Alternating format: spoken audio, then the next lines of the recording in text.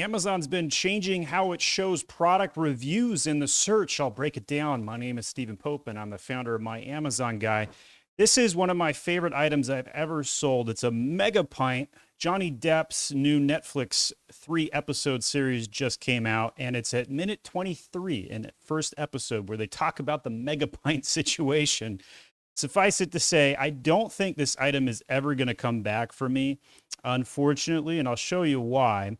In the keywords data, the megapint keyword was like, whoa, real quick in 2022. So we'll look at the megapint keyword right here, and I'll click on search volume, and then I'm going to go to all time.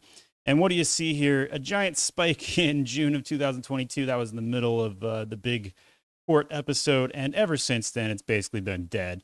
So I have a really cool product that's got 400 and some odd reviews here, 4.7 rating. Here's how it looks in the search results. 92% 4+ stars. 100% 4+ stars on this one. Both of those are my items here. And that's pretty good, right? We even threw a pirate eye patch in it just to really hit it home. I figured everybody was going to copy my item really fast. And I was like, how could I differentiate? And I threw an eye patch in. Cost me a couple extra pennies, but man, the pictures and the reviews really made it worthwhile. If we go down to the reviews, you'll see what I'm talking about. Everybody posting their pictures of their eye patch. But now here's the question. Would this affect which product somebody picks?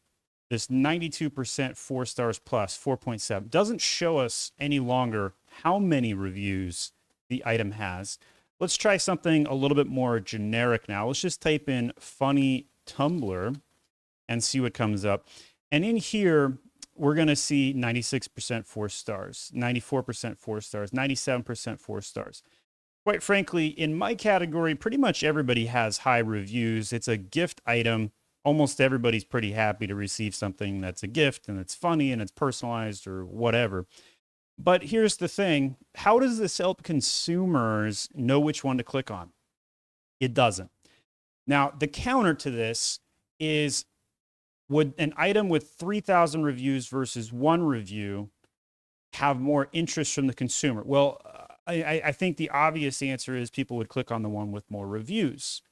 But I don't see how showing the percentage is going to help the consumer in most categories. Now, if we were going into a technical product, one where you'd expect a bigger variance, and I'm not really coming up with a lot of good ideas. So I'm just going to type in hot sauce bottle and let's see what we get here. And I misspelled it. And in here, we've got 4 stars, 100%, 89, 92, 95%. So let's say I was only looking, oh, so I got these are the actual bottles. So I just want to do hot sauce instead. Let's go that route. And I'm going to go just to the top organic results. So right here, 95%, 91%, 94%, 83.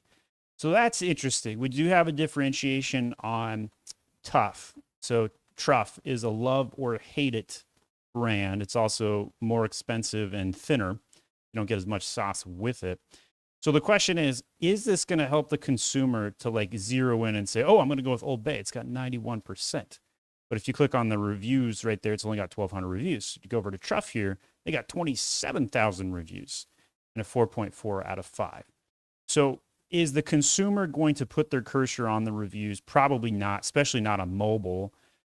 So the consumer is then left with, am I more likely to click on a higher percentage review item? And they're doing 4+ stars here. We've previously seen them test the 5-star, and I'm curious if we can actually trigger it here while we're live. So wine glass, we'll type that in and see what comes up. And again, we're seeing the 4+ stars. So it's clear that Amazon is A/B testing a variety of things right now. One of the other things they also recently changed was how they show questions and answers, as well as the reviews from consumers if you scroll all the way down to the page. So first off, you'll see the Q&A section is now hidden. Now you can type something in, like, let's type in the word fragile. I'm just throwing a word out there. How many of them have the word fragile in it? Here you go. You got a question right there. And it shows 2 reviews. 2 fragile, very fragile. Let's type in the word elegant. And I probably misspelled that as well. No, I did. Okay. So we got an Alexa answer, product information showing up, Q&A, and customer reviews. So they're using really quick search engine. You could almost say they're using some AI elements as well. One of the things, I'm going to X out of this. One of the things we've seen is that they do a word cloud, make sure, highly recommended, perfect condition. So let's click the make sure button. Make sure nothing arrived broken. Make sure the glasses arrived in one piece. Because a lot of people were having challenges. For that to show up as the number one in the word cloud, that's a big problem for them, right? Now, one of the things we've also seen is to get a generated summary of all of the reviews. I'm not seeing that displayed here. So sometimes they display it, sometimes they don't. But essentially what it would do is it would take all of these things from the word cloud, and it would be like if we exported all of these reviews into an AI such as ChatGPT, Bard, whatever, and then hit the summarize button. And that's what you're seeing in AI sections right now. And I'm kind of curious if we can trigger it. Let's go back to my Megapint. Let's see if it's showing here. Nope, just showing top reviews. No total summary for the reviews. Let's click on the see more reviews button. Is it here? No, not seeing the summarize here either.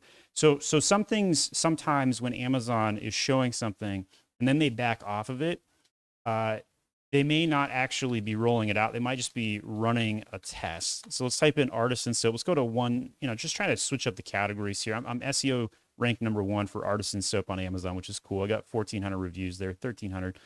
And if we scroll down and look at our reviews, I see our store showing up, our social media, social posts, see the comparison chart, videos, some sponsored ads, more brands with their own category targeting, the word cloud, but no AI summary. So this is something that showed up for about a week or two, and it seems like it's disappeared, or it's at least not showing up for me right now. Sometimes if you open something up in incognito, you can also see something different than what you would see when you're not in incognito. Also, sometimes they show different things to Prime members than they show to non-Prime members as well. So that's can be something to keep in mind. So when you look at this, if we scroll down, it looks pretty much the same today. But that gives you kind of an idea that Amazon is changing how they communicate with consumers. We know that a lot of gamification has happened with reviews. We know a lot of people send product inserts illegally against terms and conditions to elicit reviews. And we know that there's a lot of fake reviews on Amazon. There's even some like fake spot sort of programs out there that try and grade listings and stuff like that. Honestly, I don't read reviews myself unless I'm buying a very technical product, right? So if I'm looking for compatibility, so like take this mic stand, for example. And my biggest challenge with this mic stand is the quality between the first one I bought and the second one, it's totally different. Like the first one, and I'll take this full screen so you can see what I'm talking about. Like the first one shorted on me, and I had to buy a new one. And then the second one came, and then this mic cord was just really, really long. So I'm now curious. We're going to go back to the Gator mic stands, and I want to see if anybody's talking about this stuff, because I'll be honest, I'm a little put out by it. And if we go down to the ratings and reviews, let's see what theirs is looking like, because this is the sort of thing that I would want somebody to tell me about before I buy it, right? So I'm going to just type in the word length, because I want to see if anybody's complaining about that. Length of cable, 10 inch. After accounting for the stand itself, you're left with about 8.2, maybe that's feet. 10 feet, yep, that was feet. Full beam, but a little short. Length of the boom, segments in length. So not a whole lot of people talking about what I thought they would be. Like, wow, the cord is too long next to the mic. Like, where am I supposed to put? I had to wrap this thing around like 4 times. Didn't like it. But if we look at some pictures, we can see they have a pretty long cord, right? So I'm not the only one. So I could have figured that out if I looked at the picture. But I'm still confused. Like, how did I get one that was like 3 times longer on the second order, right? And so you can see all of these different things, all the different pictures, right? So what I would have loved to see in some of the, the reviews or the AI, some information about that. And that would have been helpful. But, this is when I would look at reviews. I would say when I'm looking at something where it's like, yeah, 90% 4+ stars, and my competitors are all at 4.5 stars and 90% 4 stars plus, probably not going to be helpful to the consumer. Now, there is one thing I do think that is going to be beneficial to all sellers, and that is going to be product launches. So I have to give it to Amazon. If they're thinking about how could we get more people to launch new products on Amazon, one of the best ways to do that would be to not show high review counts. Now, I'm on a different sort of page here. This looks like a deal page of some sort, and they still are showing high amount of reviews here.